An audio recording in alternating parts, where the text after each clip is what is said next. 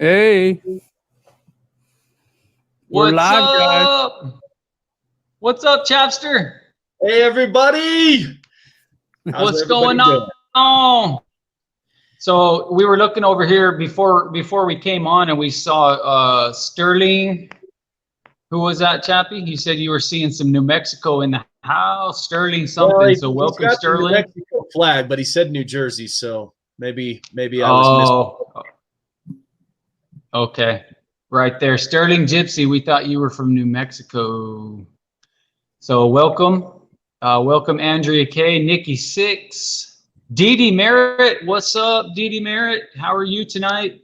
Thank you for sending all those wonderful messages our way. Welcome, everybody, from Delphi, Indiana. That's where Dusty and I are at this time. And Chapster, where are you at? I'm here in New Mexico, just south of New Mexico, Colorado border. Nice. Okay, so you're up in the Aztec area tonight, yes, huh? Indeed. Yes, indeed. You probably don't want to say where he's at. all the fans will go and try to mob him like he's the Yeah, well, you know, that's kind of what I was worried about, Chappie. They're probably going to beat your door down now that they know you're New Mexico. But welcome everybody from around the United States and around the world. We are so happy to bring you this live tonight. We feel like it's a pretty exciting live, don't we, Dusty? Absolutely.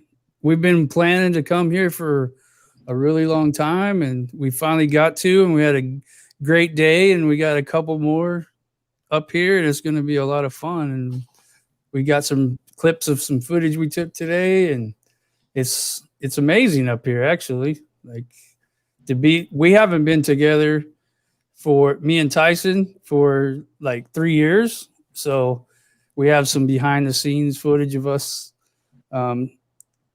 meeting for the first time at the airport. It's pretty cool. We'll post it out for our members and stuff. But yeah, it's been a great experience. I loved it so far. So.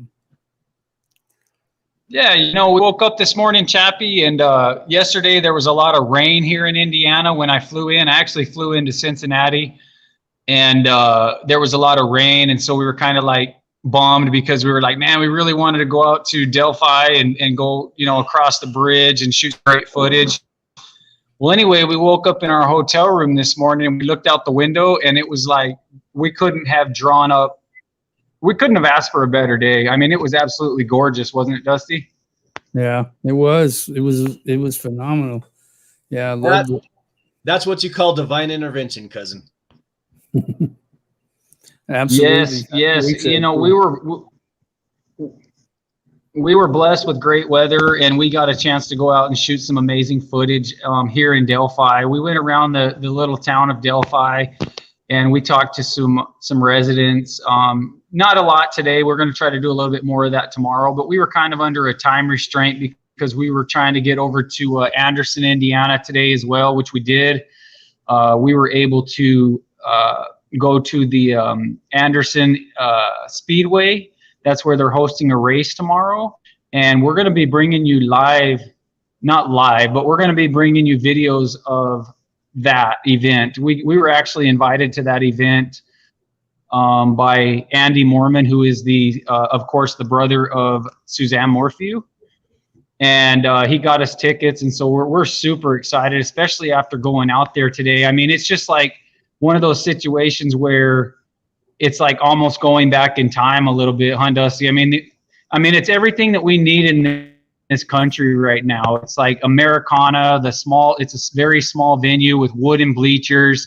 It's a sold out event that's been going on for years and years and years, and they had to postpone it in May. And so now because of COVID, of course, but now they're able to put it on. And I know the whole community is just super excited about this race coming up. Andy Mormon, who's Suzanne Morphew's brother, he actually owns one of the little stock cars that's going to be racing tomorrow. And so he put a picture of do we have that picture, Dusty, of the car that we saw today? Yeah, sure do. Can you show that? You want to show that real quick? Yeah. There's a car in Tyson. it's pretty neat that they had that car, and they let us. They had already put it up in the trailer, but they let us go in there and get some pictures. And the people out there, they were pretty tight, not wanting to let us go into the pit area because people pay like, $70 for a pit pass. But these two ladies were really. Tyson put the charm on them, I guess. They were really. They were the bouncers there, I think, but they let us go in there and get these pictures. We explained to them what we were doing there. And it was a really neat experience. And I'm excited about that. We also got, this is what's going on, this ticket right here. Those are the tickets that it's called. It's going to be fun. Yeah, so I wanted to talk a little bit about that car. You can see that that Andy has put Suzanne's picture on the front. It says, "Please help us find Suzanne Morphew," something to that effect. And then down on the bottom, it has just kind of a description and that she is missing from Salida, Colorado. And a lot of people that I talked to today out there at the racetrack, they had seen this car. They're slowly becoming more and more familiar with the case. There were several people who hadn't heard anything about the case. I was pretty surprised because that is really close to Suzanne's hometown of Alexandria, right, Dusty? Yeah, it is. And some of them knew a little bit about her, but it was surprising. Can you take it down? Yeah, sure. Sorry. Thanks. I'm coming. Sorry about that. And so, anyways, guys, that's tomorrow.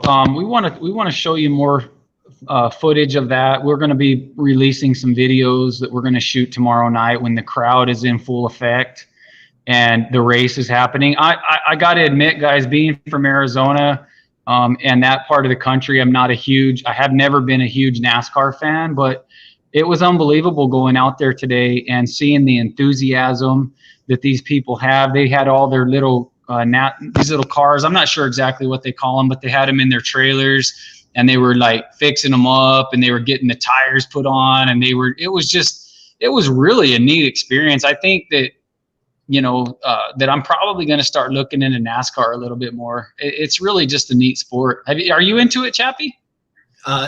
No, I don't follow it, but I have been to some of the events, and it is an incredible family.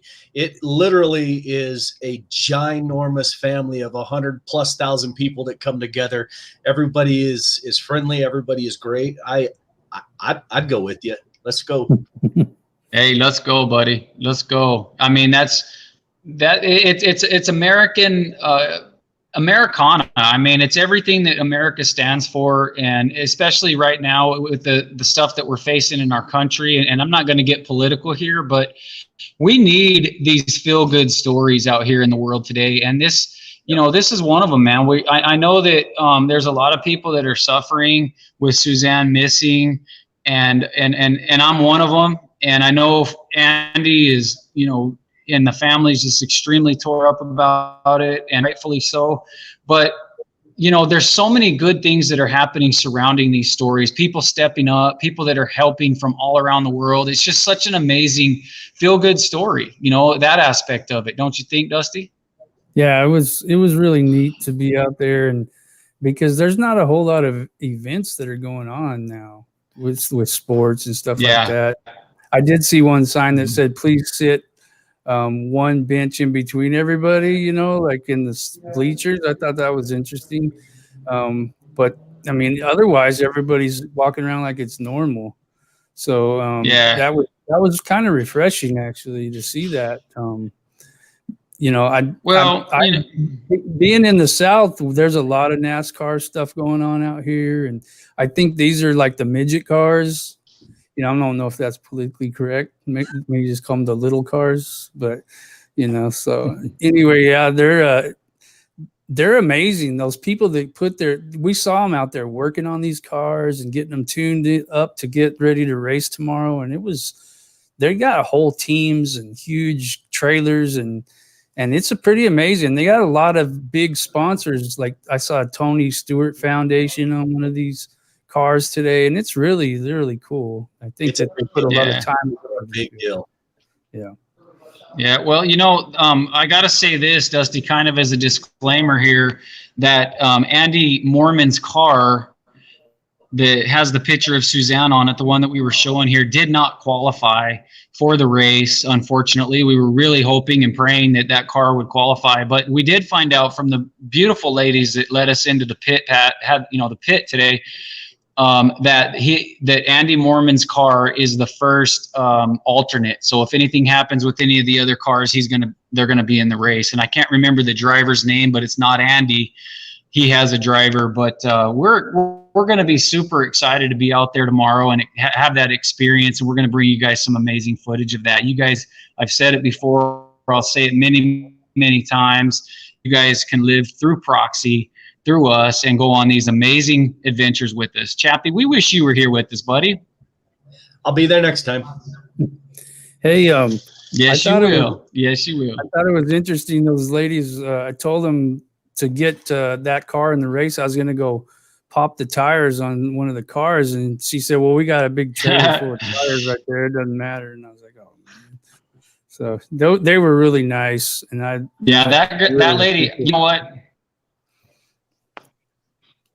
No, they were fantastic. But you know what? I guarantee you, if I had crossed that line, she would have tackled me. She would have dirt rolled me right there on the ground. They have the right ladies working that fence, dude. They were not letting anybody in, dude. They didn't care who you were, what you looked like. But they let us in after we talked to them for about 10 minutes and let them know why we were there and kind of talked about Suzanne a little bit. They let us through, and I was super shocked. But anyway, we just feel like sometimes we're having doors that are open for us that aren't, that wouldn't otherwise be opened, and we don't know exactly why that's happening, but we feel blessed and we feel grateful every single day for these doors that are opening, don't we, Dusty? Absolutely, yeah. I've never been out on one of these adventures with Tyson, so I got to do that today, and it's something we've been wanting to do for a long time on this channel, and it's been a great time. I mean, I realized that there's a lot that goes into what he does, more than you see on the screen. I mean, I knew that already a little bit, but when you're on the ground, one thing we realized today is what you see on the computer and what you read about doesn't give you the picture at all of what's really going on. Until you're on the ground looking at this stuff, seeing the 360 view of what's going on, I've read about the Delphi case for probably months and months and trying to study what's going on. And it blew some of the theories that I had in my head out of the water when we actually went to these places, because it doesn't jive with some of what we heard. So yeah, well, let's get into that, man. Because we are going to talk about Suzanne Morphew a little bit towards the end of the program, a little bit more and kind of what to expect. We know that a lot of people are joining us late here, and so we'll kind of want to repeat what we're going to be doing tomorrow. But let's get right into what we did here in Delphi today, Dusty. Do you want to kind of go ahead? I'm sorry. What'd you say? Nope, I was passing the baton to you, man. Go ahead. All right. What I was going to say is we probably need to give a little backstory of those who don't know about the Delphi case, and give a little information concerning the case, so we can get them up to speed. I don't want to leave anybody behind on that. So that's exactly what I meant when I said I was passing you the baton, bro. Go. Okay. Got the mic. Go for it. All right. So what was in February 13th, 2017, school was apparently canceled in Delphi. So these girls wanted to go on a nature hike, and their names were Abby Williams and Libby German. Germain, sorry.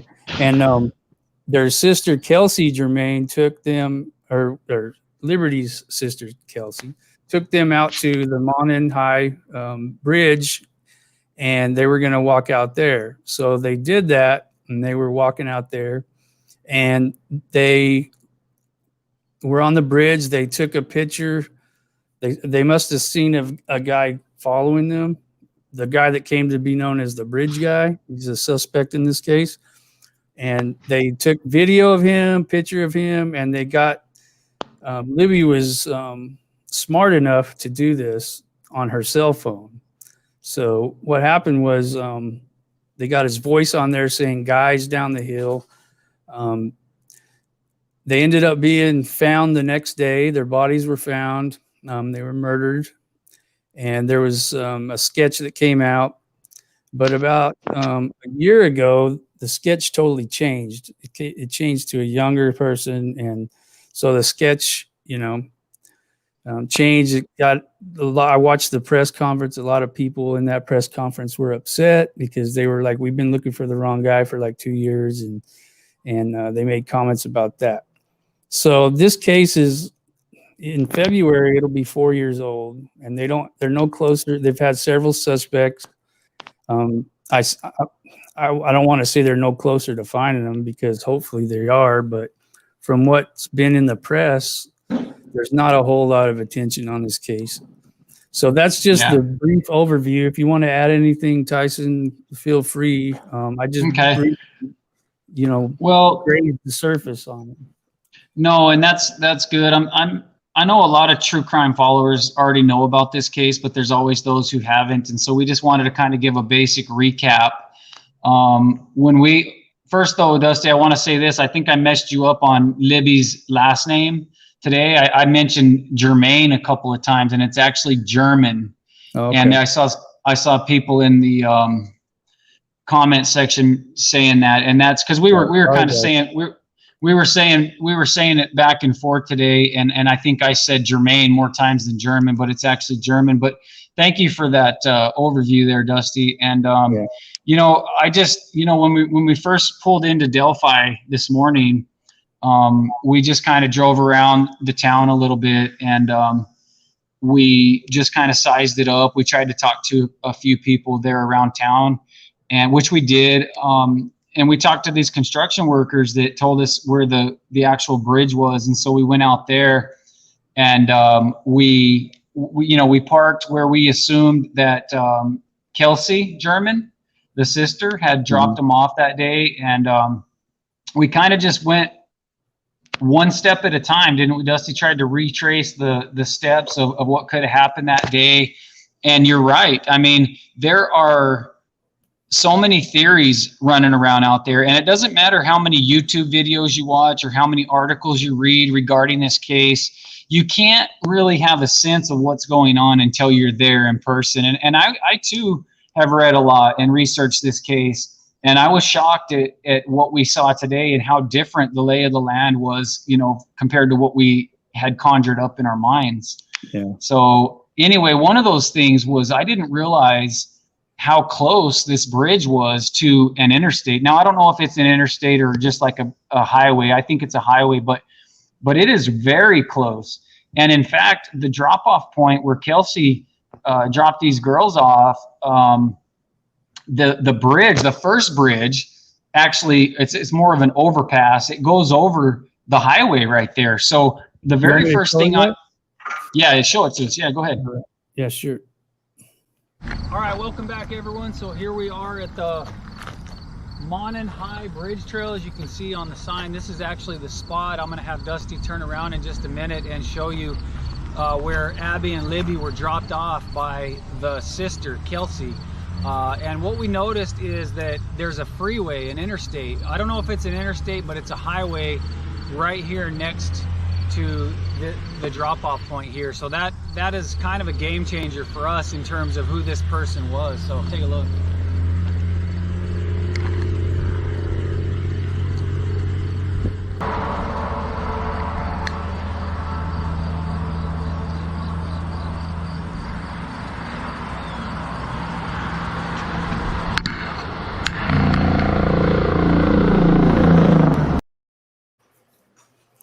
That was about 100 yards from where we parked. When I was that was very I want to make it very clear. That's not the bridge that the girls crossed. That's the very first bridge that you go over. It's the overpass. Now, the actual bridge that the girls were on, we're going to show you that later. But it was an old railroad track. It was an old railroad bridge. And the last train that went across it was in 1929. So it's been out of commission for a very long time. But we thought, when we first got out of the car at the drop-off point, we were surprised that that overpass was there and that the highway was so close. Now, one thing we started thinking right off the bat was that these girls were seen by somebody that was driving down the highway. Whoever the perpetrator is was probably somebody, in our opinion, that was coming up the highway. Now, this highway runs north and south, and if you're heading south, then there you can see that bridge. You got a really good vantage point because it's kind of on a hill and it kind of curves around, and you can see, like, if there's girls crossing that bridge or getting out of their vehicle, you can see that. And we're thinking that maybe somebody had come around that corner and seen those girls on that bridge, that first bridge. Is that kind of what you're thinking there, Chappie? What are your thoughts, bud? Yeah, you're probably spot on that. And it's just making me sick to think about that someone would drive over there, see that opportunity and see it as an opportunity. This makes me sick. It does, Dusty. And how far was the walk from that overpass to the actual bridge where Libby and Abby were? How far of a walk was that, do you think? I mean, that was, to me, I believe that was at least a mile. I mean, it was a pretty long walk. We walked in there, we got off on the wrong trail there for a minute, and we ended up in like the wrong spot. But once we got back, I think that it took us quite a while to get back. So this guy, whoever it was, I feel he had to be following them for a very long time. And I don't think they spotted him, like you said earlier. I don't think they spotted him until they got close to that bridge. And that's when they started filming him. But we don't know that. The police could have more footage that they haven't released because they said they didn't want to release some of the evidence they have from that because it'll jeopardize a future trial. So they do have some stuff they're not releasing. It could be that they took pictures of them before. Who knows? I don't know what they have. So, yeah. Yeah, and that it is. It's probably at least a mile, maybe a mile and a half. It was a good hike down in there.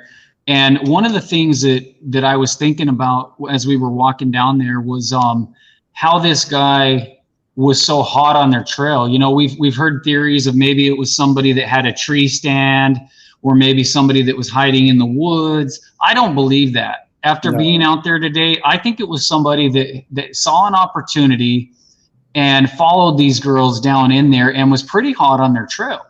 Now, another interesting thing was if this guy, this perpetrator, had been heading south on this highway and saw those girls, there's an immediate turnout right there by where. So he could have been right on their trail, just watching them far enough where they didn't really notice him until they were starting to get closer to that bridge.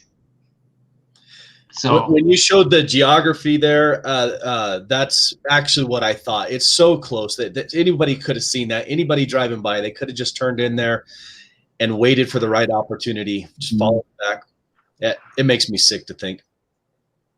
Yeah. What about you, Dusty? What are your thoughts on how this guy followed them in there? I mean, because if they were dropped off and they were starting their hike and they were going down this trail, it would have taken a while for this guy to park his car and get everything all set up and then start following them. And it's so dense in there that he wouldn't have known which way they went. There's different forks in the road and different places to go. And so what are your thoughts, Dusty, on what this guy did and how he stayed so hot on their trail, like right behind them? I think that, excuse me, I think that he was hunting them. I think that he, like we were talking about, I wasn't getting on that bridge today, but back when I was an addict, if you would have put some drugs on the other side of that bridge, I probably would have went over there. And I think that this guy was so determined that he was going to feed his addiction, which is to kill and to do whatever else he did, that he wasn't going to let this opportunity slide by. And I think that he stays back in the shadows and he followed them. I think they were taking pictures and doing things that kids do. And they would stop maybe, and he would probably just sit there and wait. And then he would move along. And then finally, when he got them where he probably thought they were far enough in there that he didn't have to be so sly about it. And then he got out, and he was so brazen that he probably knew they were taking pictures. One thing that blew me away on the research that I was doing is, why didn't this guy get that camera, get that phone? I mean, what? I don't understand that part. There's a lot of theories out there. Why didn't he take that, since they had all that stuff, on him? Because he had to, if he didn't check it, he could have at least destroyed the phone or whatever, but that just doesn't make sense to me to leave that evidence there. So I don't know if he wanted that to happen or what, because I have no idea what goes through the mind of a guy like that. So. Yeah, anybody's guess is just as good as the next one on that one. But he was probably in a haste. He probably was nervous. Obviously, he could have left that behind on accident. I don't know, but that is a good point. I'm seeing some people here that are saying we have the wrong drop-off point.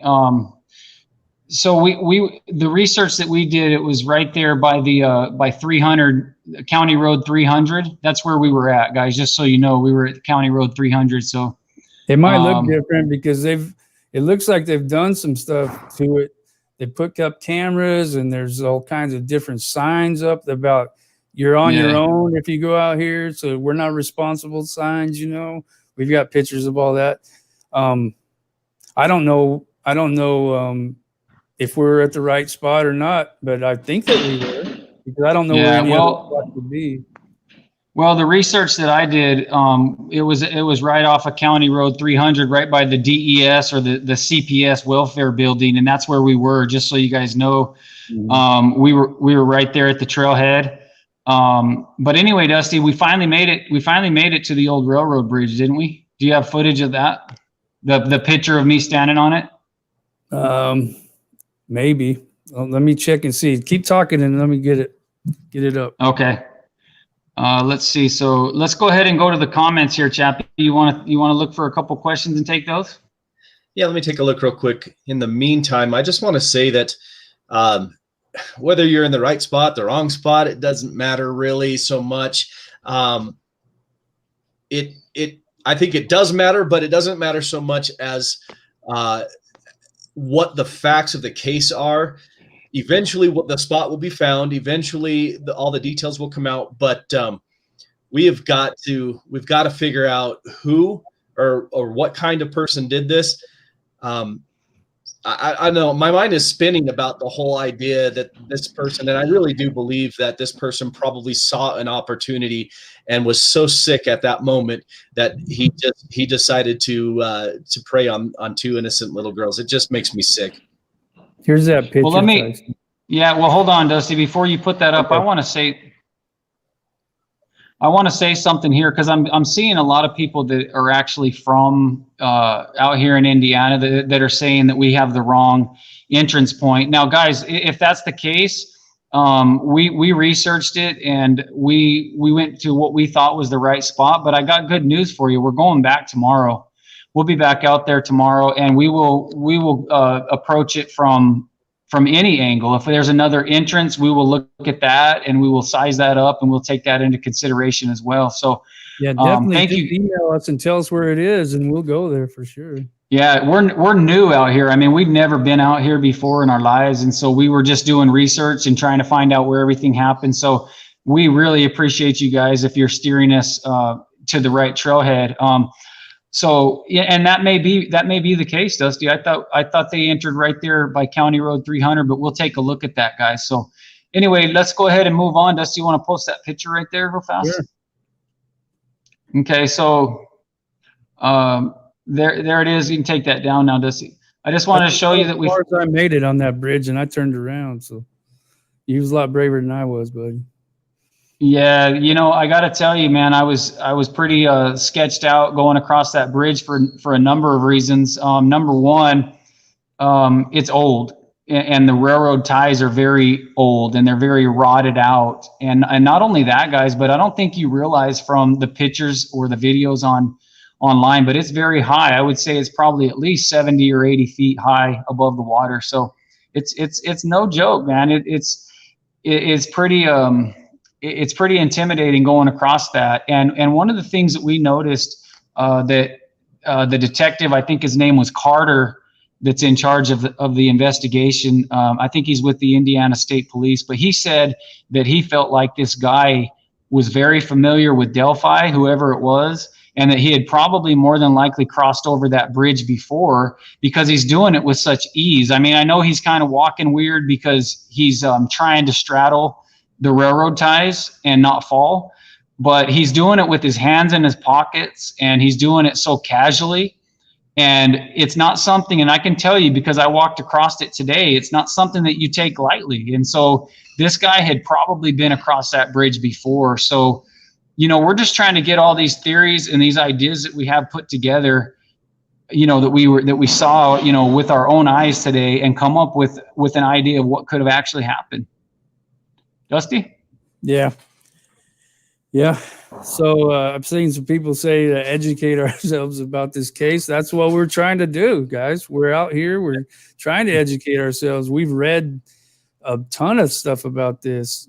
I mean, I know you guys are saying that it's wrong, drop off, educate yourself. Okay, we're doing it. Help us. Well, we're trying. Yeah. Well, you know, what I'm finding out is there's a whole network of trails out there. It's a big area for hiking, for sightseeing, for bird watching, those type of things. And there's a network of, you know, stuff out there. And so they could have entered at any point, but, you know, I was thinking that they entered right there by the County Road 300. If that's not the case, we will look into it again, you know, tomorrow morning, and we're planning on spending a little more time out there tomorrow, and we'll follow up with you guys on that. So thank you for the clarifications. But, so what else did you want to talk about, Dusty? With did you have something else with That'd be okay. The bridge? Yeah, go ahead, Kevin. Yeah, no, I was just going to say, okay, a minute ago I sounded completely incoherent, and I just wanted to tell you why. Because the details of this case, it actually brings back a memory of another case when I was a child crimes investigator that really haunts me still today. And so it kind of just messed with my mind a little bit, and I do apologize for that. So I just wanted to get that out there. And it's hard sometimes when you're reliving something that is in your past in the moment, because there's a lot of similarities in this case and one I investigated. So I apologize for that, guys. No, man, you did perfect, Chappie. I don't think you've ever said anything that's incoherent that I've ever heard. So that's why we wanted you to come on our show, man, because you offer great insights. And so thank you for doing that. Now, you know, one of the things that we saw coming into this and the study that we've done is that people, and there's kind of a growing number of people that feel like Barry Morphew was probably behind or could be behind the Delphi murders. And Dusty, how do you feel about that? Do you feel like there's a connection between Barry and this? No, I mean, there's not really anything that would tell me that. I mean, people have theorized that, but I don't see why. You know, I mean, maybe his voice sounded a little like the guy, but you know, we put that video out there where we did the comparison and might have sounded like him, but there was nothing else that I could see that would have tied him to this case. Like we said, when we got out there, it just seemed like everything that we had studied kind of got turned upside down because of what we saw when we went out there. And so it was really interesting. It was really, to answer your question, I don't think Barry had anything to do with this, but no. And let me make it clear. I see people saying in the comments now that Barry's not a suspect. You know, obviously we know Barry's not a suspect. I'm not sure if they have any suspects. We read that they may have one person that they're watching closely or something, but I didn't mean Barry was a suspect. I just, you know, is it in the realm of possibility? Anything's within the realm of possibility, but at this point, I don't think there's any chance of that, of Barry Morphew being involved in the Delphi. Now, people are going to get mad. They're going to disagree, but that's just my gut feeling after being out here today and, studying both of these cases. I don't think there's any way. What do you think, Chappie? I believe Barry Morphew he was involved in things that he did not want to come to light. He was involved in some relationships that it sounds like, based on what I've been reading and what I've been studying, outside of his marriage. He was unhappy, and I believe that he is involved in Suzanne's disappearance. But I think that was in order for him to be able to cover his tracks and to get that obstacle out of his way so he could continue living the lie and the secrets that he was living, behind her back. That's my opinion. Okay. Yeah. We were trying to tie these two cases together and see if that was a possibility, but we kind of talked a little bit off camera, and that was one of the things, that you had mentioned as well, that we just don't feel like there's a connection at this time at all, really. There is. Yeah. Yeah. I mean, I don't have any, in my head, I've got a little profile of this guy from studying, and I don't know, I might get demolished in here by people who know more about this case than me, but I'm going to put a few things out there. I think this guy is a white male. I think he's in either his 30s or 40s, but he may look a little bit younger. I think there's some kind of crime related to something maybe like the BTK killer, where he ties somebody up, tortures them, and then kills them. I think that he's never been in the system before, because I heard in some, and you guys can correct me, I'm no expert at this, but I've heard that this guy, there was some DNA from him, and all these people that they've seen already as suspects, there's a list of them that we have, and they've all had DNA samples taken, so they would already matched him up with the DNA. So I think that he's not in the system, and I think maybe he's just getting started. He could disappear like BTK did for like 20 years and then start again after everything cools down. He might just be a normal guy like BTK seemed to be and living his life, but I don't know. I mean, that's just what I thought before today, and I haven't seen anything that would change my mind about that. I don't know if he's local. After today, we thought, because I saw that question in the comments, after today, I thought no, because I thought maybe he just was passing through, and then he stopped and it was an opportunity, but I don't know. So but that's what I'm thinking about. So, yeah. What about you, Chappie? I'm looking at the pictures right now, and he's way too casual. He's way too familiar with how to cross that bridge, how to walk across that bridge. He's been across that bridge before. There's no doubt in my mind. And as he's approaching, clearly he is doing his best to disguise his identity. He knew what he was about to do, and I think that he was very familiar with the area. Whether or not he saw the opportunity from the highway or not, I don't know. But I think he's familiar with that area. I like this comment because I was surprised to see so many buildings and houses next to that trail, to be honest with you. Mm-hmm. From what I heard, it sounded like only the Ron Logan guy lived around there, who owns the property that they were found on. But as we were walking, we kept seeing building after building, and I was like, man, there's a lot of buildings over here. Some of them were farm places, but there was definitely houses there. Where it says, I think this guy, I think it's the guy that lives right by the bridge. I don't know if you're talking about Ron Logan or whatever, but there's a lot of places by the bridge. So, I mean, his place is closer, but there's a lot of places on the way in there. Yeah, there was definitely. I was surprised like some of the houses, they even had like the back door almost butted up against the trail. I mean, there were some houses that were pretty close, especially right there in the beginning of the trail.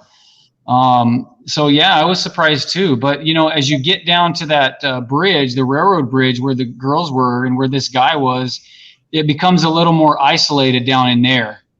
And you know, as they got on the other side of that bridge, of course, we hear the guy that says, you know, guys down the hill, and you can kind of see where they went down and then towards Deer Creek down there. So. But yeah, there's nothing on the side by the creek, but on the opposite side, there was several houses and barns up in there. So that's a possibility. I mean, we're open-minded. We haven't, you know, devoted the man hours to this case. It's something that we're just looking into. But yeah, I mean, we're open to pretty much everything at this point. We're open to any possibility, and we're just trying to theorize and narrow down our, you know, our ideas and our thoughts to what we think. So I don't think it's Ron Logan, for the simple fact that right after this, they interviewed him and everything, and then he went to jail for something else. So they would have had a DNA sample, just like I was talking about before. And if the bridge guy left a DNA sample, he would have matched. And they haven't been released that info, but he did go to jail for some unrelated stuff. And right after this. And yeah, somebody else said that might be somebody that knows him. It very well could be. I mean, he was supposedly familiar with the area, so you know. Yeah, and they've had several suspects that they've you know brought in over the years, and they eventually let them go, because that tells me, well, what does that tell you, Chappie, as a former police officer? If they bring guys in and they question them and they let them go fairly quickly, what do you think that means? It generally means that they've ruled them out, but it doesn't always. It may mean that they need some additional information in order to establish the probable cause that they need to get a search warrant or go any further in investigating that individual. So they may let them go simply so that they can begin to live their life again, and they can kind of keep an eye on them and see if there's any giveaways that they're going to do while they're out and about. If they do suspect that there is one of those suspects truly is involved, I guarantee you that person isn't just walking around without being watched in some manner. Yeah. Okay. So we got Jenny Crum. Jenny Crum, thank you for your comment.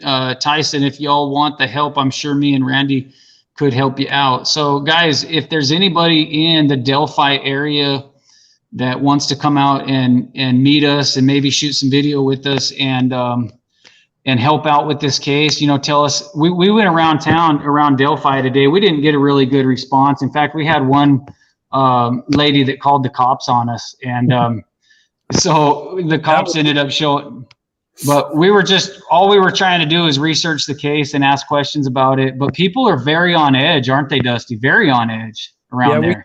We came off the trail and there was 2 cop cars there, and Tyson said, "Are you guys here for us?" And they were like, "Well, it depends. Maybe we think so." Well, they had a description of my car, and they said that the lady called the cops, but there was also a guy that called them threatening to jump off the Mountain High Bridge. So they were asking us if we were the people, and there was nobody else out there when we were out there. So either he already or we missed him. So yeah.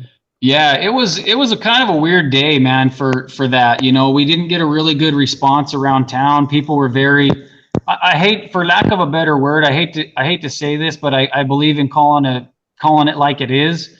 People were pretty rude. They were pretty rude, and not all of them, but you know, we couldn't get a lot of information around town. And so we went out there, and do we have any footage, Dusty, of us going around town? Did we get any of that loaded? Let's show our viewers some of that footage if you don't mind. I don't know if we do have some walking around, but I'm not sure we have any in the city limits. So yeah, let me show you a couple. Okay. Yeah, we'll just kind of show you guys, you know, what we did out there today a little bit. We figured you guys would want to see this. Go ahead, brother. The plane? No, there it goes. It was on for just a second. It just showed the Delphi sign. Go ahead. It's playing. Don't do it. You're freaking crazy, dude. This is what I got to deal with, folks. He's always climbing on something or making me nervous and crossing. Maybe you're the one the police thought was going to jump off that bridge. Yeah, I don't know. No, they were talking about the other bridge. That was just. I don't. Did you guys see the video? Because I don't know. Mine was cutting out. I hope the viewers were able to see it. Go ahead. Do you have any more, Dusty? Like as we get closer to the Monon Bridge. No, I remember my camera died because we weren't planning on going there today, and we just stopped there because we were on our way somewhere else, and then we did all this footage before, and then my camera died right when we got to the bridge. You know, it was kind of weird that happened because it was before I got there. It was like on 10%, and then I wasn't filming, and then I turned it on, and it died. So I mean, one of those things that happens. But we're going back tomorrow, like we said. But I do have some footage of the little tribute things here. So let me play that. Well, one thing I want to say is I got footage with my cell phone going across the bridge, and I'll be sharing that in some of our videos as well. But go ahead, Dusty. You got that? Get some more footage tomorrow. So. Real for the girls. It looks like it's been out here in the weather.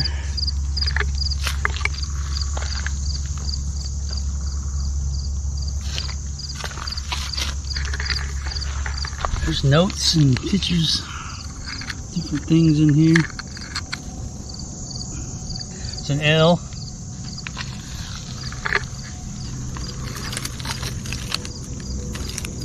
Abby and Libby, we are still searching for the truth. We refuse to give up until justice is served. In hope and love, the justice seekers. There's a lucky penny. Looks at the wood. This is Abby and Libby, rest in heaven. It's all kinds of neat little things, little coins, seashells, little flip flops. So somebody asked, let me put this up here because this is interesting. Somebody asked if we saw a horse in that area. We saw a horse poop, but we didn't see a horse. Yeah, because I remember commenting on that when we were walking. I'm like, dang, people are riding their horses out here, it looks like. So, yeah. But that tribute made me a little sad because I've seen pictures of it where it's really when it was first put up. And it just seems like it's been sitting there, just the weather. And it kind of reminds you that the case is getting older and older, and there's really no conclusion to it. And it makes you really sad to see this stuff, especially when you see it on, the internet or whatever, and you're there and you see what the differences are. And that was a big one that hit me when we got to that was, man, this doesn't look anything like what I saw. And it made me really sad for obvious reasons, but because this case is getting older and older. So. Yeah, for sure, man. And that was one of the things that I said right away is like, man, when we come back out tomorrow, we need to bring some fresh flowers and stuff to kind of brighten this up a little bit. Now, that's not to say that the locals and people have forgotten about this case, but you can tell that there hasn't been a lot of people out there recently. There's a lot of overgrowth. On the trail, especially on the bridge. As I got to the other side of the bridge, there was a lot of overgrowth and stuff. It looked totally different than what I had seen in other videos. So, but that's the whole purpose of why we're doing this, Dusty, right? That's the whole purpose of why we're here is we're trying to keep eyes on this case, and we're trying to keep it in the spotlight and do whatever we can to keep people talking about it and looking for that horrible monster. And I gotta say this, when I got to the other side of the bridge, I could see probably, I'm just assuming where the perpetrator told the girls to go down the hill.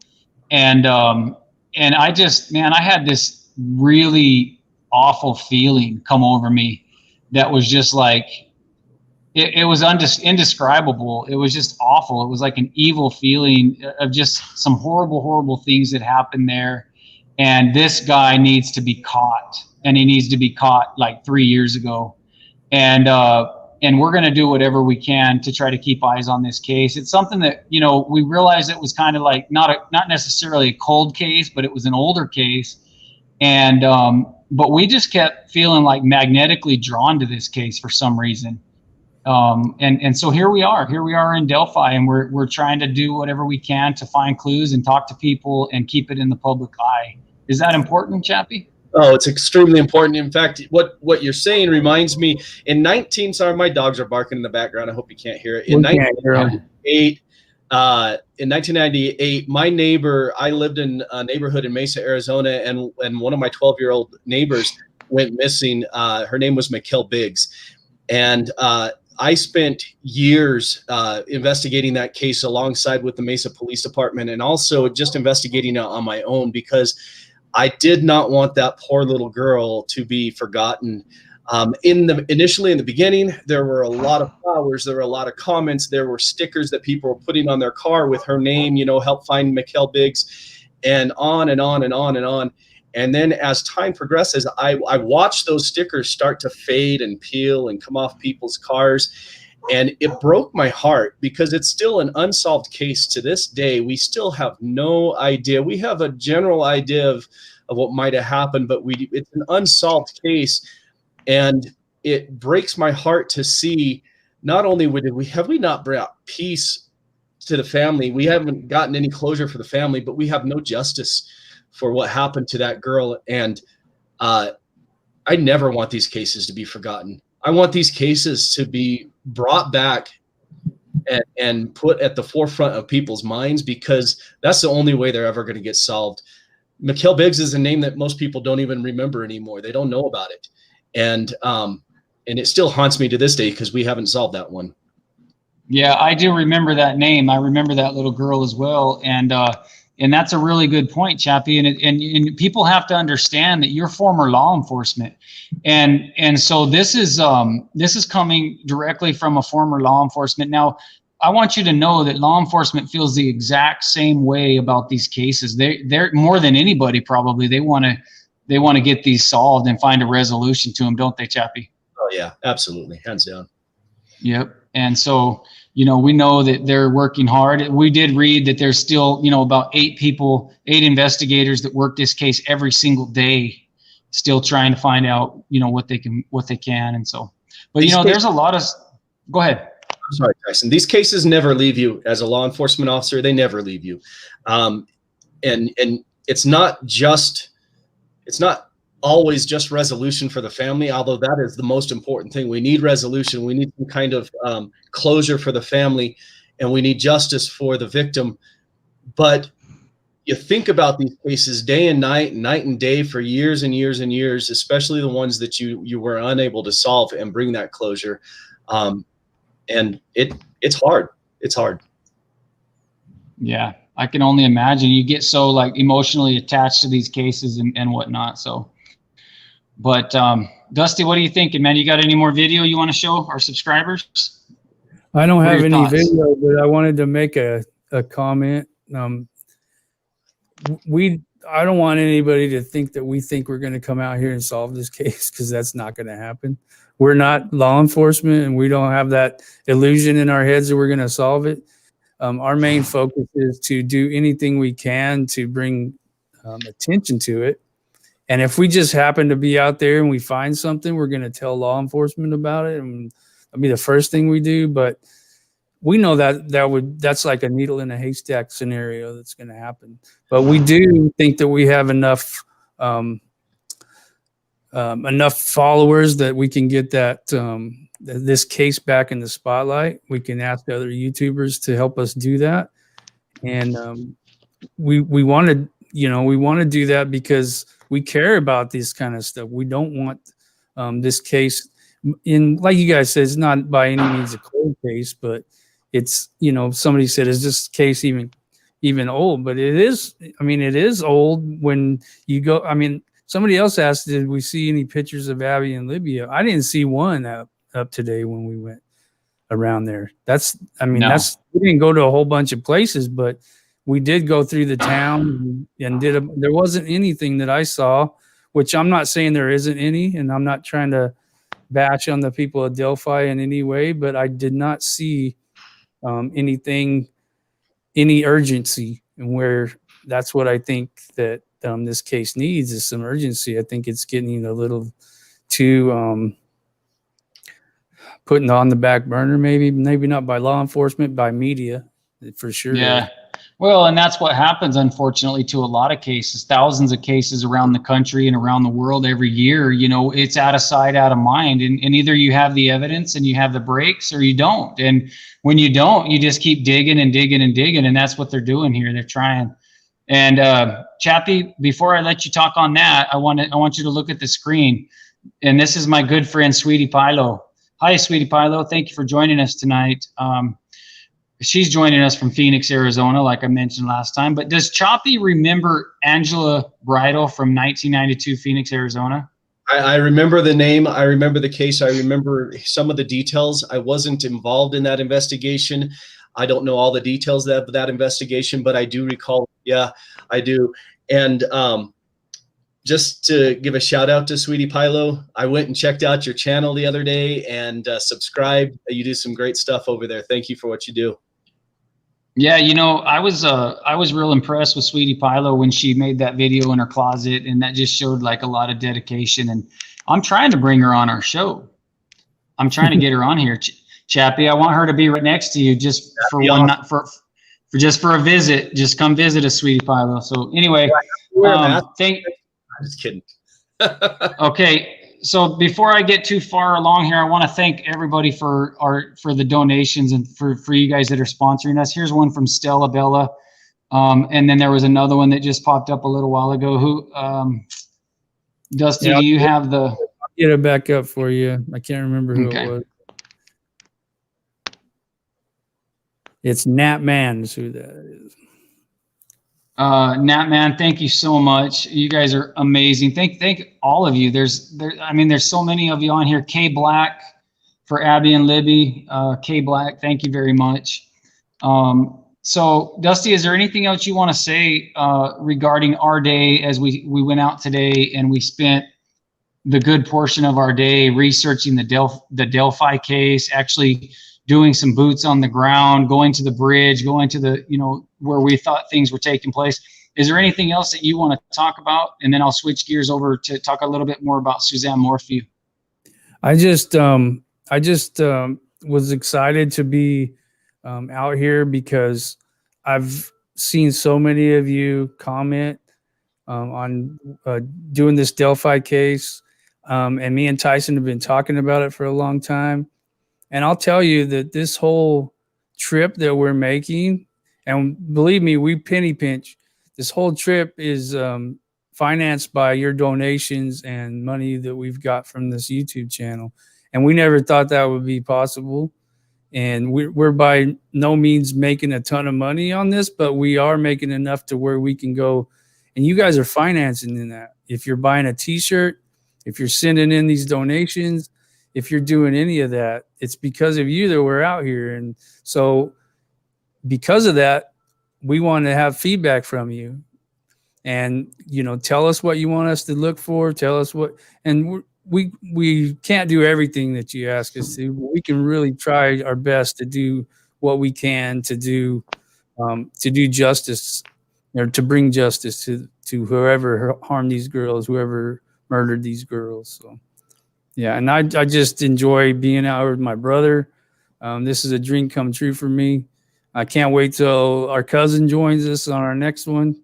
So yeah, I'm looking forward to going back out there with the full battery this time. Yeah, we still got a whole full day out there today or tomorrow, and we look forward to getting some really good footage. We're going to put together some great videos and do some more research and you guys, you just can't understand how thick the brush is out here with the network of trails and different things going on out here. It takes a little while to get yourself oriented, and that's what we're going to do. We're going to spend a little more time down in there today to try to get a little more oriented and come up with some theories and more than anything though, like we said, just to keep some eyes on this case and give it some attention. But Chappie, you have anything else about Delphi before we? Yeah, go ahead, Dusty. I want to mention one more thing. Those little clips you saw, we're going to put together a whole new boots on the ground video for you. We know you've all been waiting for that, for Tyson to be out there. And I'm mostly just acting as his cameraman out there and to tell him to get off bridges and quit jumping around and making me nervous, because I can actually do that now. But I know y'all, that's pretty good footage. You guys want to see that, but I'm trying to manage my nerves out here with him. But it's been we're going to put all that together once we get more footage, and it's coming out soon, because it's going to be, you guys are going to really like it, because we got tons of clips today that we just gave you a handful of them, but we got tons of them, and I'm really excited for this footage, because I'm probably his biggest fan. You guys can argue with me, but I bet you I am. So. Okay, so I'm trying to get this up on the screen. It was something by Sterling Gypsy. We mentioned that person before. Oh, there it is. I finally got it. All right, Chappie. You're sideways, bro. Oh, yeah. Oh, where did I go? I disappeared. I don't know what happened here. Can you guys see sideways? Oh, we're having. Well, go ahead, Chappie. All right. I just want to say, I know that it seems like at times when Tyson goes out and when Dusty goes out and they're looking at these places that they're attempting to solve the mystery, solve the murder. It's not even necessarily that. Look at this 1 hour clip that we have here, this moment of opportunity to talk to over 1,000 people. We've got 1,000 people watching this. Allows us to be able to bring this case to light. Some people may not know the details. I don't know all the details of this case. I know that Tyson and Dusty have a little bit more details than I do in this regard, but it allows people to start to think about it, to start to investigate, to start to put the clues together. And the more eyes you have on something, the more likely you are to be able to solve it eventually. And so it isn't about the glory of going out and solving cases. It's about bringing more eyes and more information together. And it may actually, when somebody sees this, maybe someone has information, they're afraid to come forward because they feel like they're alone. But when they see something like this, where you have a whole community here on YouTube that are going out and trying to solve these mysteries or trying to bring some new evidence to light, maybe that's just the push that they need, knowing that they're not going to be standing alone, to be able to come out and have the courage to say what they know about a case like this. So I said it before, I'll say it again. I love this community, and I love that there is a genuine concern for seeking closure for these families and justice for the victims. And it just puts me in full throttle to want to go out and do more about covering these cases as well. So thank you all. You guys are the best. I am honored that you guys even allow me to come on here and talk with you. We love you. Ladies and gentlemen, that right there is why we brought Chappie on this show, because he's great. Thank you for that input, Chappie. And I will agree with Sterling Gypsy, who, by the way, donated $20. Thank you so much. She says, love Chappie's input. And I know she's not alone on that, Chappie. We love to hear you, brother. So thank you for that. All right, let's shift gears real quick. Let's talk. I know we're at the hour mark, but we're going to go over a little bit tonight. I hope you guys don't mind. I know it's Friday night, date night, everything else, but thank you for being here. We're going to go over the hour mark a little bit because we want to talk a little bit more about Suzanne Morphew's case. Trust me, we have not, we had some people yeah. I just want to say something right before we make the transition. We have seen Jenny Crumb's comments. We would love that. And please email us at the Draper Brothers at gmail.com, and we will set that up to meet you guys, because we would really love to meet up with you and go around and film with you for a while. Sorry. Okay, go ahead, Tyson. I didn't mean No. Thank you, Dusty. And I apologize for not asking you for your parting thoughts on what we were talking about. But what I was saying is it's been kind of a luxury for us, kind of like we feel like we're killing two birds with one stone coming out here to Indiana, because Suzanne Morphew's hometown of Alexandria, Indiana, is not very far from Delphi. And so we have the opportunity to go, we haven't been to Alexandria yet, but was it Anderson? We went to Anderson, Indiana today. And if you're coming in late, we had the opportunity to go to the Anderson Speedway where they're going to be hosting a race. It's kind of like a NASCAR, mini NASCAR type thing, where Suzanne Morphew's brother, Andy Mormon, sponsors a car, and he has invited us to go to that race. So we're going to be going to that tomorrow, and we're very grateful to be here, to be boots on the ground. But we'll bring more footage of that as we get it tomorrow night. We're super excited about that. But let's talk about some of the latest developments with in that case, guys. Do you want to start out, Chappie? What are some of the things that stood out to you this week as Lauren Scharf, came out with a little clip from, Barry Morphew talking about, his worker and some of the things that were going on, up there in Broomfield, Colorado. What did you have a chance to look over any of that stuff? I did look over some of it, and the more I read and the more I hear and the more I learn about Barry Morphew's secret life, if that makes sense, the more I begin to understand that we're probably looking in the right direction. I believe Barry Morphew knew that he was about to get exposed for who and what he is, and I think it scared him. And I think because of that, he orchestrated the disappearance of his wife. I truly am moving in that direction. When I first came into this, I wanted to give him the benefit of the doubt, but I have a hard time at this point giving him that benefit. Yeah, I think we're all kind of in that same boat. I heard the words that he told Lauren Scharf on the phone, and he wants to continue to control the narrative. And to me, I feel like if there was any innocence here, that he would come out, like with just in a humble way and be like, guys, I had nothing to do with this. Like, I'm willing to help. I'm willing to take a polygraph. I'm willing to do anything under the sun to prove that and to help find my wife. But we just continue to see a person that's trying to control the narrative, that's continuing to hide. And to me, that just continues to scream that there's something wrong, that there's just not something right with this case. Dusty, what do you think? Yeah, it's really crazy that I've found out more information about this case probably that's came out from the subscribers we have that send us private messages and emails. That it's amazing. Tyson and I were talking about some of this earlier, how they'll send me something or send us something, and then we'll find out later that that's what's the truth or what's coming out in the news. And it's just amazing to us that you guys are on top of all this. And I do think that in that recording, Barry, that we heard last night from Lauren Scharf, Barry sounded way more anxious, way more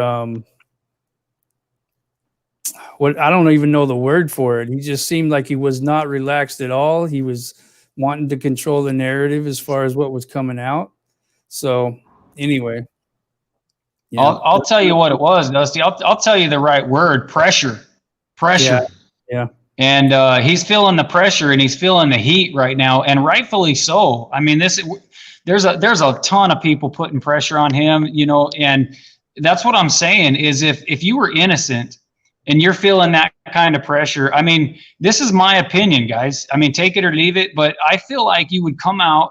Think of like Elizabeth Smart's dad. I know we use that example a lot, and there's so many others, but wouldn't he come out and be just totally transparent and just say, guys, look, I'm going to do whatever I can. I'll do anything to clear my name and just find my wife. I don't see that with Barry Morphew. In fact, I see just more and more strange things all the time. If you go watch some of the other YouTube creators, you'll see, and they do such a fantastic job in their presentations talking about, the chlorine smell at the hotel room, the missing coolers from the house, all these little things that are starting to come to light, all these nuggets that I call them. And I'm just really surprised at his behavior underneath all this pressure. I really am. He's still continuing to try to control the narrative and hide. And it just doesn't look good. Chappie? No, it doesn't look good at all. It's definitely a red flag. It definitely, you know, it makes you suspect. Yeah. So, well, you know, this is the way I feel about it right now, guys, is, we could go ahead and talk about these details that have come to light, but they're already covered very well in Lauren. Go watch Lauren Sharf's videos, go watch Plunder, go watch Profile and Evil. And guys, they do such an amazing job on their presentations. And I don't feel the need to really rehash it. You guys we already pretty much know what happened and what's going on and where we're at with this case. But I just wanted to throw my 2 cents in there about how I feel about Barry's behavior. And I've said it since day one. Since I met Barry Morphew and talked to him, there was just something that wasn't right. And I was hoping that he would come out and change my mind. But here we are 3 months into it, and he still hasn't changed my mind. Not one bit. In fact, it's probably going in the other direction. Yeah. Yeah, it's there's a lot coming out. There's more coming out about these little players in it, like Jeff Puckett and these people. And there's just, Barry said he was been in prison for 9 years and all this stuff. But if you're judging him on that, then why did you hire him? There's just a lot of stuff Barry's trying to cover up, and he's trying to say, well, don't believe anything he says because he's been in prison. Well, why'd you hire him if that was the case? It's like, did you already mention that it doesn't pass the smell test is what somebody said? So yeah, that was, yeah, that's what somebody sent us today. And it truly hasn't, he hasn't passed a polygraph test as far as we know. He hasn't passed a voice stress analysis test as far as we know. He hasn't even passed a smell test yet. And just like Profile and Evil always says, we haven't left the house yet either, have we, Chappie? No. Hey, here's the thing. I've been thinking about Barry and his behavior. And I mean, I'm not saying that I know what's in the man's mind or his heart or anything else, because I don't. All I know is what my experience tells me in dealing with people who have lost loved ones or had people missing. And his behavior is very different from those who I've dealt with in the past. And then I think about my own life and my own wife. If something were to happen, I wouldn't be able to sleep. I wouldn't be able to eat. I wouldn't be able to do anything until that was solved, until we were able to find her. And I just don't understand how a man can have a wife who he professes to love the way that he does missing and be so idle.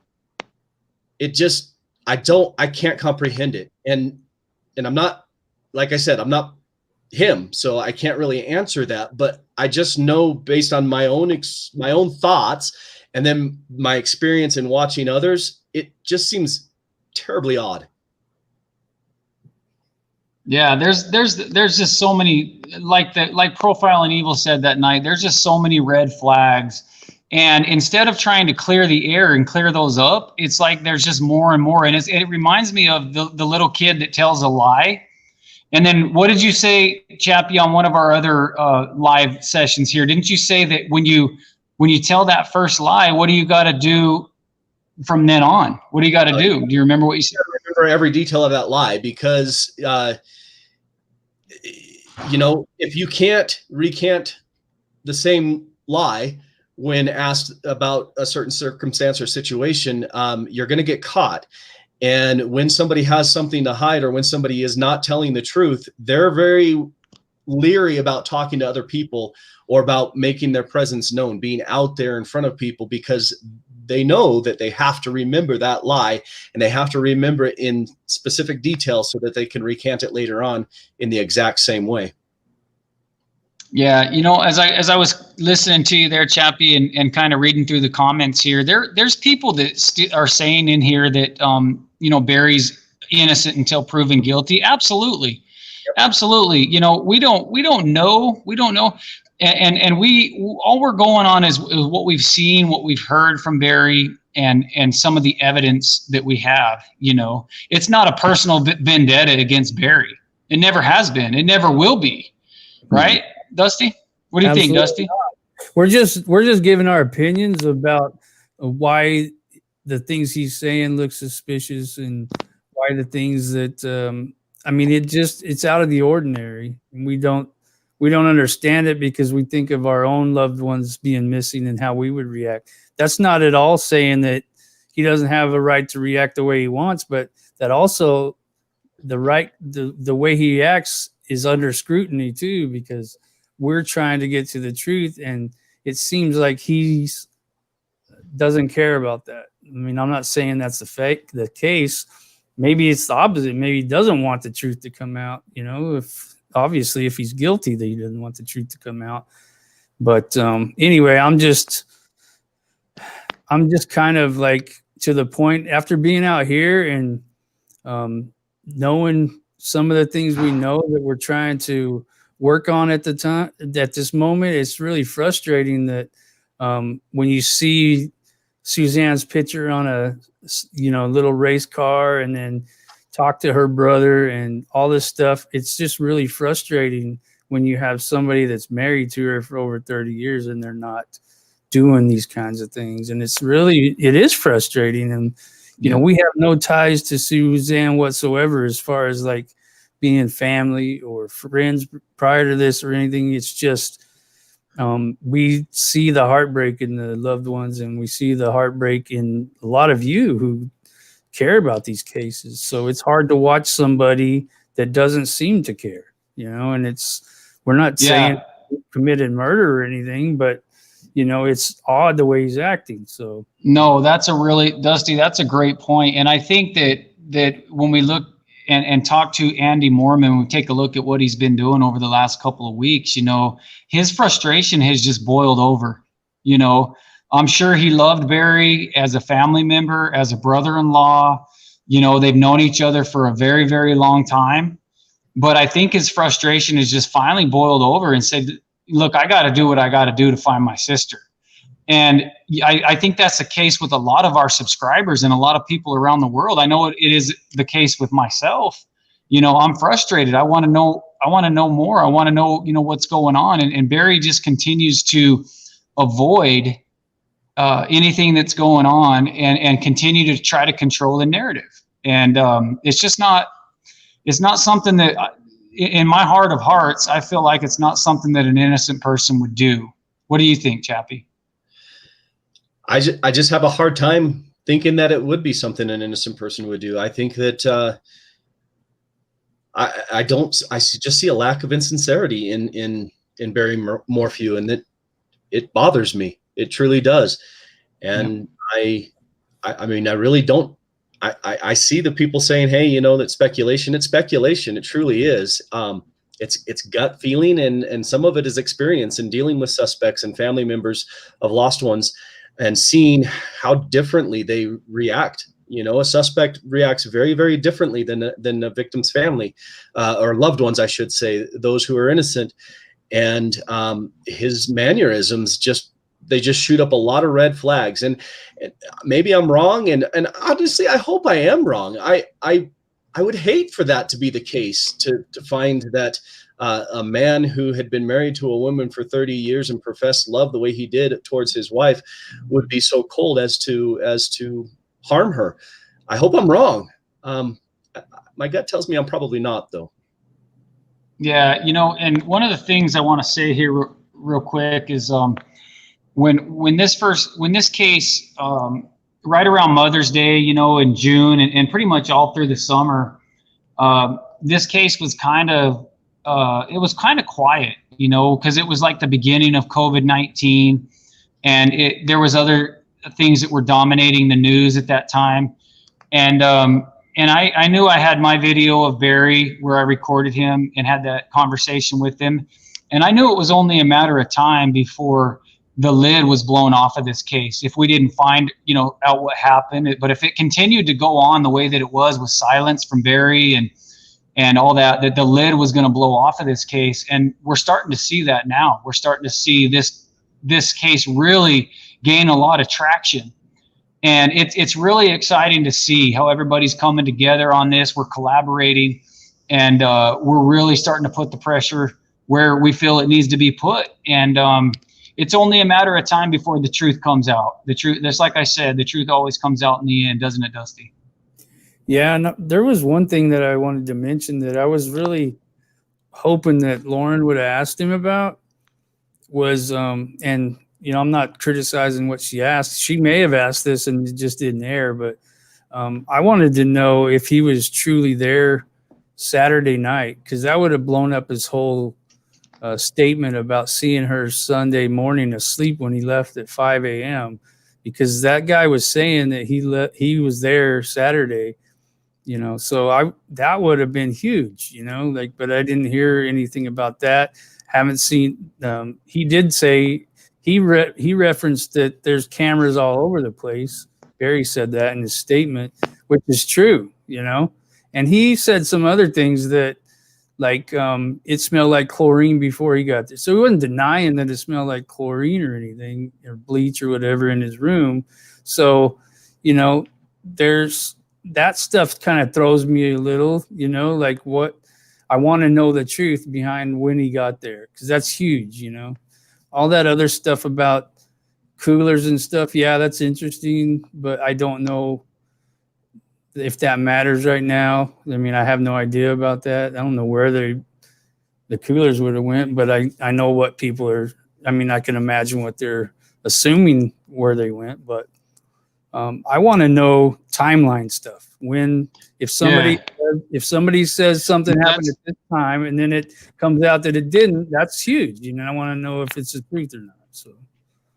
No, that's a really good point, Dusty, and we would like to find out the answer to that, because that would really bust this thing wide open. You know, one other thing, Profiling Evil brought up in that video where they had all the red flags and all that, which was fantastic, by the way.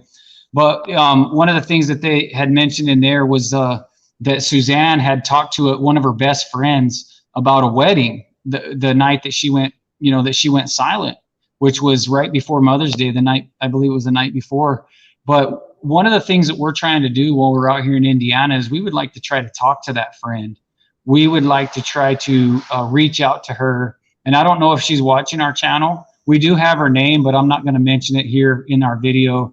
But if she's watching tonight, we would love to talk to you about that exchange that you had with Suzanne about the wedding. So, you know, if you're not watching, we will reach out to her and see if we can talk to her. So, but that's another key piece of, you know, information that we would like to have clarified. I mean, as far as like what was discussed and what the timeline was and everything like that. So well, I would like to know what the last thing Suzanne said before it was cut off. I mean, that's a very good question to ask. What did she, you know, just leave it hanging like that? Or did she, you know, say bye or whatever? I mean, obviously she didn't say bye, but because she abruptly ended it. But I would like to know what they were talking about. And if it was unusual, like I think Lauren brought this up, maybe even on Nancy Grace, or it was somewhere. This stuff gets all jumbled up in my head, but I'm thinking somebody brought it up about that. But I would like to hear that too. It'd be interesting. All right, I'm going to jump over here to Dre Latina. She's a good friend of ours. Thank you, Dre Latina, for your question. Thank you for becoming a member, Dre Latina. Thank you for all of your support. You were fantastic. And this is her comment. Yes, please speak with Suzanne's friend. I can guarantee you that we have done a little bit of research on that today. We found out some information that we're hoping will be promising for us tomorrow as we go back to Anderson, Indiana, and spend time with Suzanne's brother Andy and a lot of Suzanne's friends tomorrow at that race. So, Dusty, would you mind showing that race car again for all the people that joined late? Yeah, and that was another bit of information that a subscriber gave to us about who this person was she was talking to, and we confirmed that was the name of the person that they gave us. So that's amazing that you guys are doing your research and telling us about this so we can pass that on to who we need to and help figure this stuff out. Let me get that picture. The one. Yeah, Dusty's he's going to show you because I want to show you. This is a car that is owned by Andy Mormon, and it's actually a big race. You can see on the front of it there, it's a picture of Suzanne, and it has all of her information, all the information that should have been put out, in the beginning by Barry, her height, her weight, what she was last seen in, and things like that. So, okay, Dusty, take that down for a second. But it's on to see the brotherly love that Andy has for his sister. I mean, he's doing everything that he possibly can to find his sister, to seek justice. And we are so grateful to be out here in Anderson, Indiana, and to be invited to this race where he's out there trying to raise awareness out there, through an advertisement on a race car. It's pretty amazing, what's happening here, Chappie. Chappie, go ahead. I haven't let you talk in a long time. It's all right. I'm enjoying the discussion and absorbing it all, and I appreciate it. I think that he's doing a great job. I think the whole Mormon family, they're doing what they can, and that shows that they care and that they are trying to seek some closure in all of this as well. And I hope that somehow, some way, we can play a small role in helping them to receive that closure. Yeah, absolutely. Dusty? Yeah, I mean, the way that Barry was talking last night, I'm looking at the comments, and there was a definite tone change in that. We didn't even recognize his voice at first because we've listened to so many calm, especially Tyson's video where he would seem pretty calm, where he shouldn't have been probably, but that's just my opinion. But then to hear how much this tone changed, we were like, is that even Barry talking, And it just went on and on. It kind of escalated as the interview went on. And I was like, man, there's, like Tyson said, a lot of pressure on this guy right now. And he's trying to steer it back the way you want. I think this is a theory that me and Tyson came up with recently. In the beginning, he was going to control the whole narrative. When Tyson filmed him, I think that got blown out of the water. Then that, he didn't want to say anything, that he was going to keep his mouth shut. But then he had to say something eventually to try to control that narrative again. And then maybe now it's like everything's getting out of control. That's why you hear this. Yeah, just like it says, speaking fast, defensive, and voice rate. I mean, it was almost like he was yelling at Lauren, like mad at her, the way he sounded. It was crazy. Yeah, that's right, Dusty. When we were playing that in the hotel room, I even asked, I said, is that Barry? Because you had it on your phone, and I couldn't see what was going on. I said, that doesn't even sound like Barry. Yeah. It was a different tone of voice, and that, again, he's feeling the pressure. And rightfully so. If he wants to sit there and just let crickets chirp, then I mean he's going to continue to feel the pressure, and we're going to continue to see his voice escalate and him to get more and more nervous. It's time that we, get some answers here, Chappie. He's feeling like he's getting backed into a corner, and quite frankly, that's where we want him, because if we can back him into a corner, then we're going to see his true colors come out. I mean, he's going to say something. He's going to do something that will reveal whether he's innocent or guilty. And so I'm loving the fact that the pressure is on him. I'm loving the fact that he's beginning to actually talk a little bit, because as he does so, his true colors will shine, and we will see him for who he is. And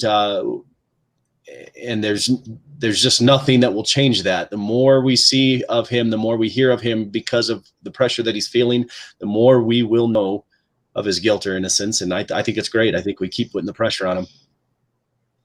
Yeah. Thank you, Coexist 2020, for your donation and for the super chat here. This is a good point. Remember both the daughters were camping. I guess there's a chance they could have taken coolers camping with them.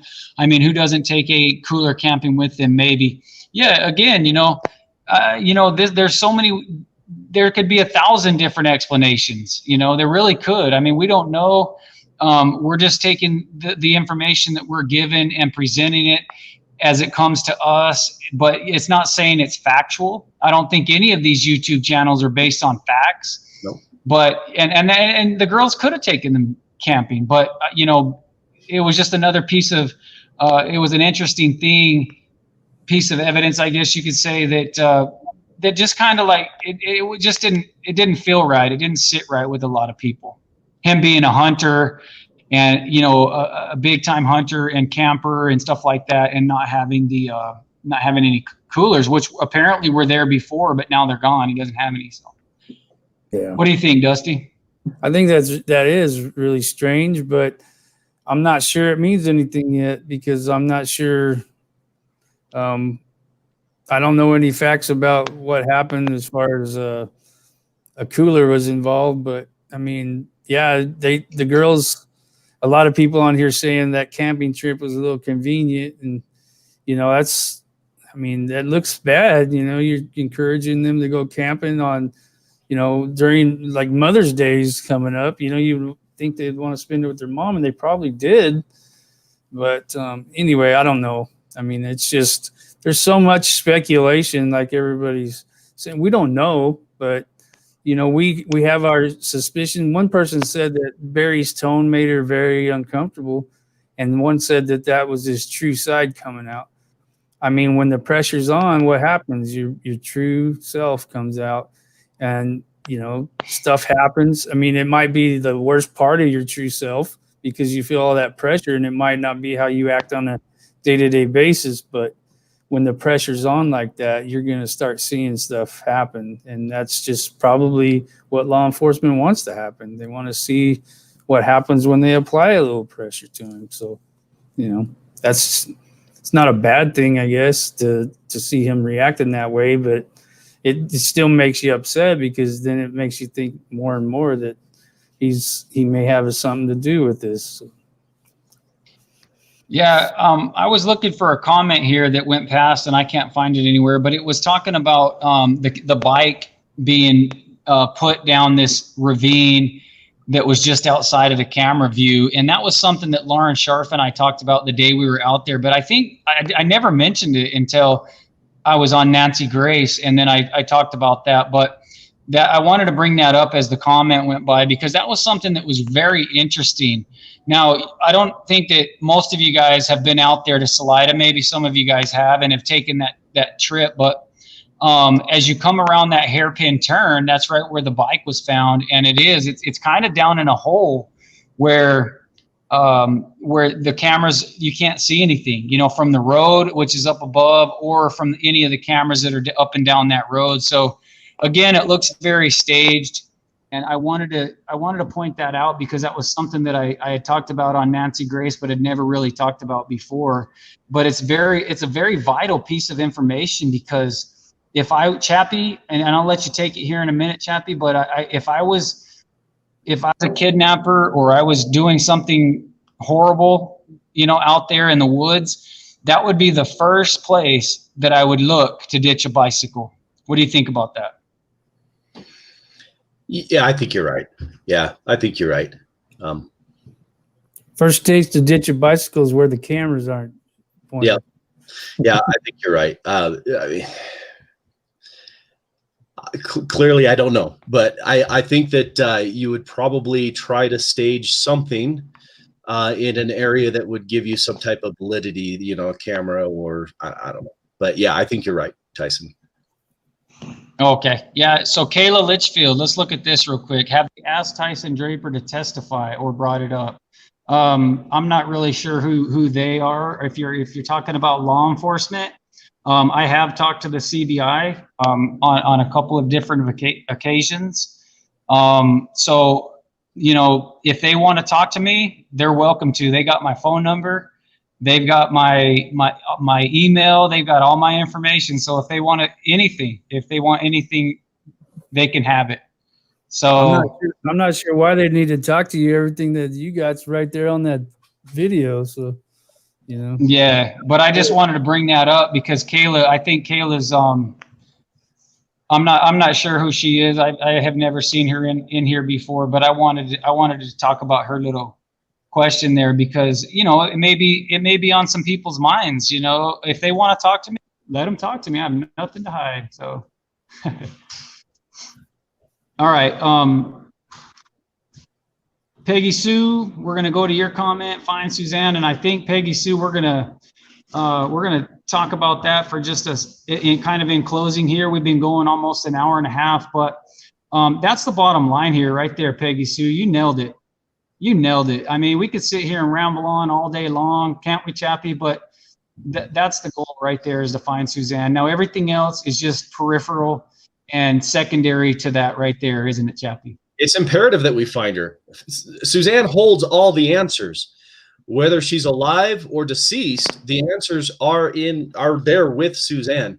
If we find her, we will have the clues and the evidence that we need to find the killer. And so, yes, let's find Suzanne. Dusty? Yeah, I'm totally on board with that, and I might even seem a little frustrated tonight because there's a lot of stuff going around and a lot of hoopla and a lot of cooler talk, and I'm not bashing anybody who brought that up, but that after seeing that race car with her beautiful picture of her on there, that's where my mind's been ever since that. And I've been, all this other stuff's just like white noise, you know. I mean, that what Chappie said is spot on. Like she holds all of it, and it's getting a little frustrating, and I'm sure it is for many people that we haven't been able to find her yet, that we don't have those answers. And it's heartbreaking, to be honest with you. Yeah, I want to go back to Kayla Litchfield one more time because, Kayla, if I misunderstood your question, I apologize. There have been people that are, you know, that are critics, I guess you could say, of the Draper Brothers and our channel and everything that we're trying to do. And, you know, so I wasn't sure if you were asking if they asked me to testify in that regard, you know, or if you, and so this kind of clarifies, they might ask him to testify and give his opinion on Barry. I will tell you that I had 2 phone conversations with detectives from the CBI. And we talked in depth about what happened that day that I filmed him, some of the things that I found out there on the ground that day. And I'm not in contact with CBI on a regular basis by any means, but I did talk to them and discuss, you know, some of the things that happened in the video and some of the things that I found, like I said. So yeah, they're doing their job, and they're you know, they've asked me some things, but you know, everything, just like Dusty said, everything that I have is pretty much on video. It's pretty much documented, you know, so they don't really need to come to me too much and ask me questions. We try to put it out there for our subscribers. Yeah. So, but, so I wanted to remind you guys once again, we are going to be putting out videos of our Delphi trip. We'll probably hold another live sometime next week. It might be next Friday night, but we are going to put out some great videos. So stay tuned and look for those, right, Dusty? Yeah, there's been a lot of comments and a lot of people. They started watching this channel for Tyson being boots on the ground. We all understand that. We understand that he's the focal point of this, and he's the bread and butter of this channel. Because, you know, you started all this stuff, and we're really excited to help you do that. We're not going to turn into a live only channel. We've been doing this out of necessity for a while because we've been trying to plan a trip like this, and we've been trying to get everything ready. And this is it. And we've been talking all, you know, week that our channel's going to another level, and that's just not talk. We're going to actually, there's going to be a lot more production into it. There's going to be a lot more. When I can go out there, you know, I'm a professional photographer. I'm not bragging, but I know a lot about, you know, how to film. Tyson doesn't have to film himself. I'm out there filming him when I can, you know, and sorry for all you guys that, just want him to do selfies and all that stuff, but it's going to take another, you're going to get to see more of him because he's not having to hold the camera anymore. So there you go. So it looks like Tyson froze up. We better take the reins until he gets back. So we love you and Chappie too. Well, thank you. We love you guys all. We appreciate your support. There's been a lot of hate through the time we've been on here, but we don't care. Like we forgot to do tonight was ask mods to come on here. We've been a lot of crap on there, and I've been trying to go through it, but we were out hitting the bushes. We didn't have time to even contact any mods. So next time, because that was a lot of people getting mad. I wasn't getting mad, but everybody else was getting upset. But this is wonderful to be out here with Tyson. We can't wait to. Chappie and Tyson and I are all planning on going out to help with the search for Suzanne. We hope that comes to pass. We hope that is what happens, because we haven't all been together since we were little kids. It's been a while. It's been a long time. And we used to go down to their house when they lived in Gilbert. Yep. All the time, and it was great. And plenty of summers in Pima, Arizona, also running around there as well. Pima, right. Stafford. It was fun. It looks like we lost Tyson for real this time, but I want to say, hey, Tyson, how you doing? There he is. My phone must have died that he was using. I'm proud of Tyson. I'm proud of what he's doing. I'm proud of the good man that he is and the heart that he has. And he's out there, he's doing his thing, and he's doing it because of the right reasons. It's not for fame or glory. It's not for anything other than has a genuine interest in helping these victims and these victims' families to be able to find that closure and that justice that they look for. And I'm super proud of you, Tyson, and I'm glad that you do it. And I'm honored that you would have thought to invite me to be a small part of this. And I echo what Dusty said.